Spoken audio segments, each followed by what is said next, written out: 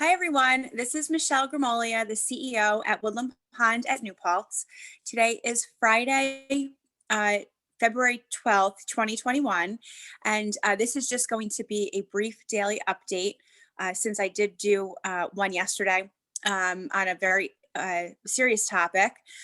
I want to start by thanking everyone that has reached out to me. The responses to that presentation yesterday have been really quite overwhelming.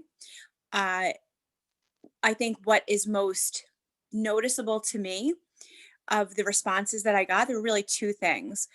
Number one, this community is generous beyond description. I was shocked, and I shouldn't have been, but the outpouring of folks, residents, and family members that reached out and asked if there was anything that you could all do to help your neighbor was just, it was surprising to me, and it was totally heartwarming. We haven't even gotten that far, and I just want to make note that there was by no means was it my intention to tell the story yesterday to solicit any kind of a feeling of obligation or need to help with the financial support. We will make sure that this resident is secure financially. We'll work with her family, and the contract at Woodland Pond protects her for her residency. So we'll work through those details. So first and foremost, your generosity and offers to help financially were just overwhelming. And we'll have further discussions about that down the road once we get a little bit more stabilized with the situation. The other thing that was so overwhelming to me and noticeable was how many of you were forthcoming with your own stories of having been defrauded yourselves or a near miss. So I know we're on the right track by deciding that this should be a highlight of the topics that we cover with all of you. So many of you came forth and said, this is what happened to me. Many of you reported having been taken by the grandfather and grandson or grandmother scheme with the phone calls. Many of you described having been asked for social security numbers, credit card numbers, dates of birth, and those kinds of things over the phone, and realizing really quickly that this was trouble. So you're on the right track. You will see in today's Chanticleer that I included the first blurb about the fraud conversation, and I intend to do that at least once per month and more often as needed. So we'll have a little section there that covers the newest scams, reports that have come in from residents. I think that's really powerful, and I'm gonna share some of your stories too. So not naming names or anything, but I think to the extent that we can tell real stories that have happened to people that we know, it makes this less stigmatized, which is very important. It makes it really evident that this can happen to anyone and that we're all at risk.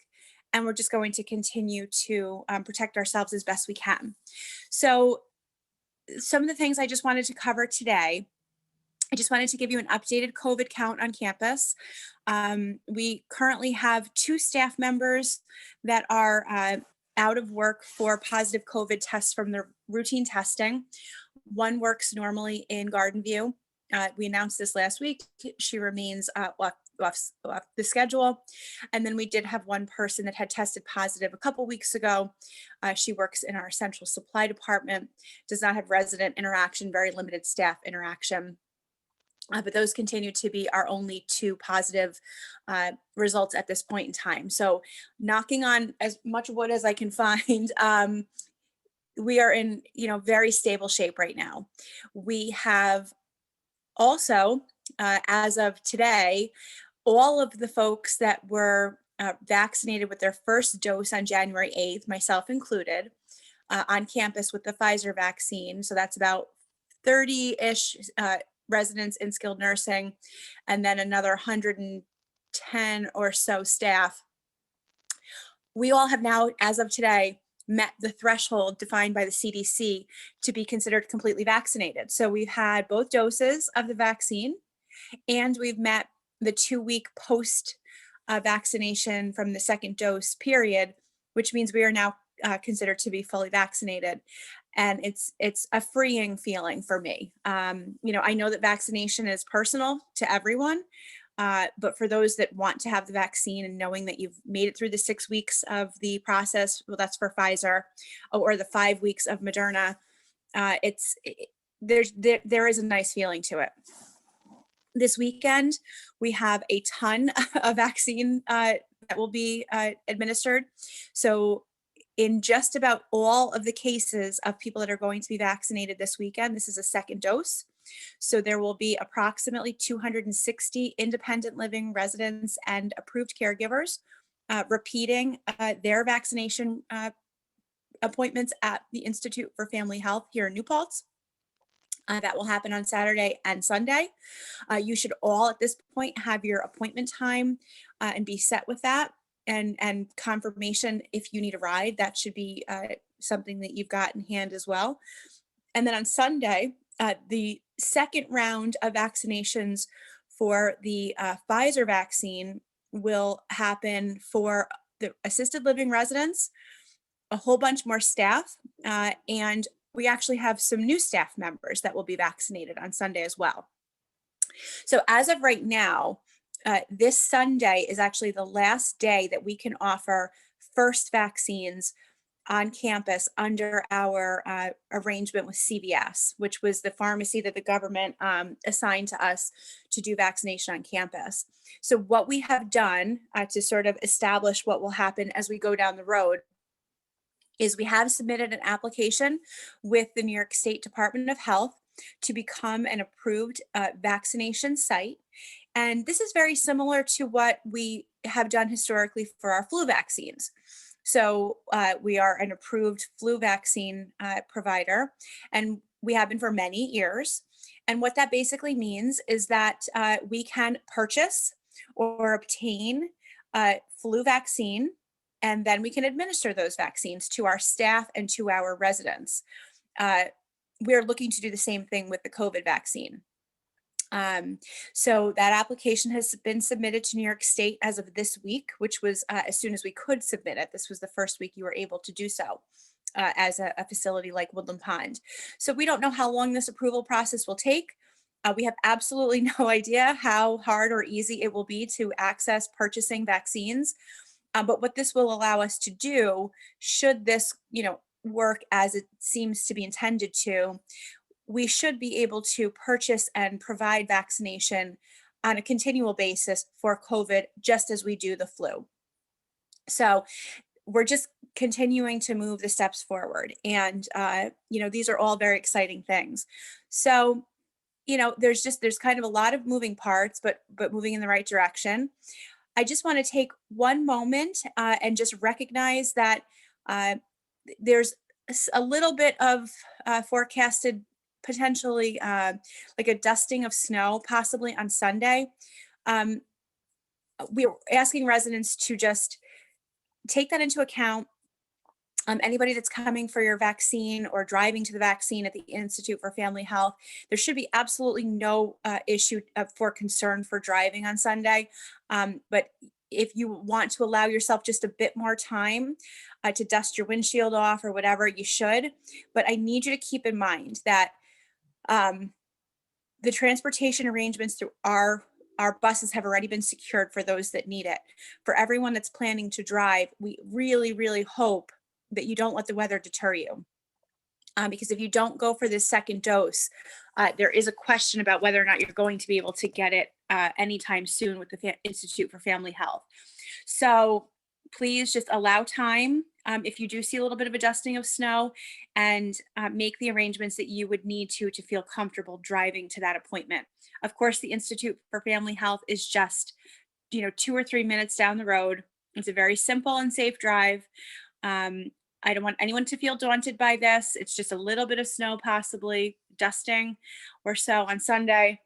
But the goal here is to get all of you to the Institute so that you can get your second dose without any interruption or any concern. So I just wanted to mention that.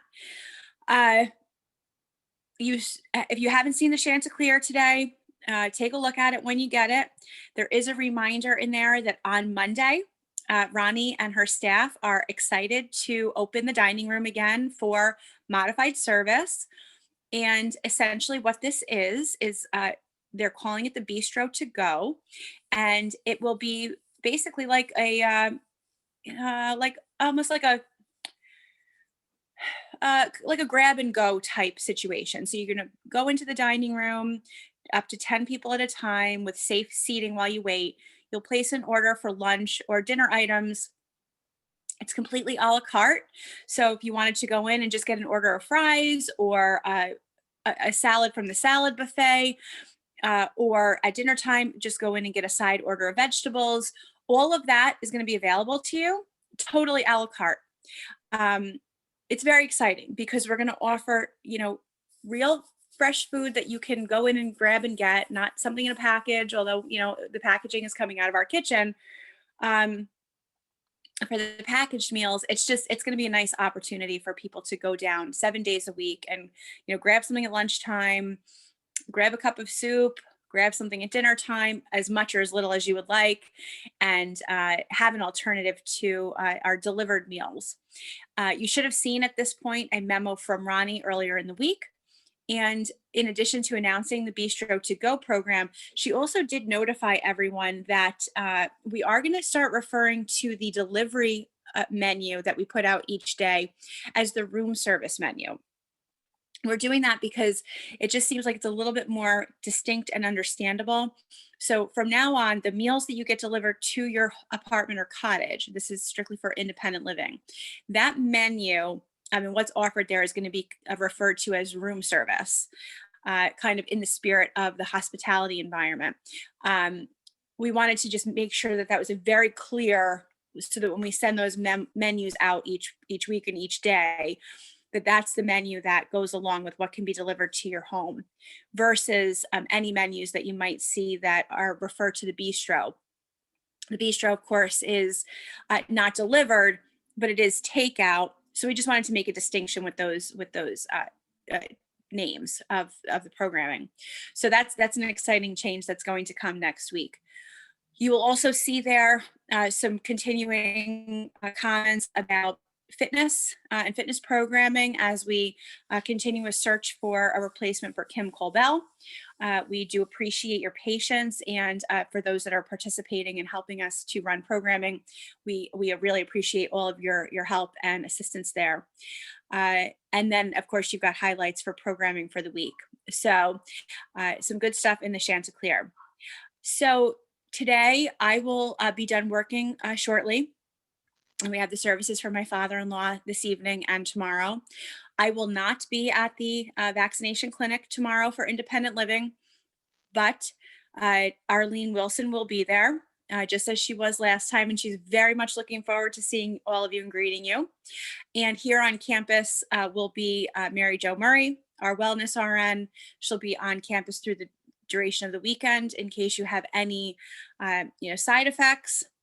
Again, everyone that's getting vaccinated this weekend, whether you live in assisted living, garden view, independent living, you're an approved caregiver or a staff member, please follow your normal routine in advance of your vaccination. Try to get a good night's sleep the night before, eat and drink as normal. Please make sure you eat and drink something before you go. Take your medications just as you normally would. And if you're considering taking any kind of additional pain medication, don't do so unless you've talked to your primary care physician and they've said it's okay. There's no reason that you feel like you need to take it, but if you do decide that you would like to take some additional pain medication prior to your vaccination, you should do so with the approval or recommendation of your physician. That's best. If you do have concerning side effects, of course, we want you to report those to us, whether it be to your supervisor or to our director of nursing if you're a staff member, or to Mary Jo if you're a resident. We will help you through this process this weekend.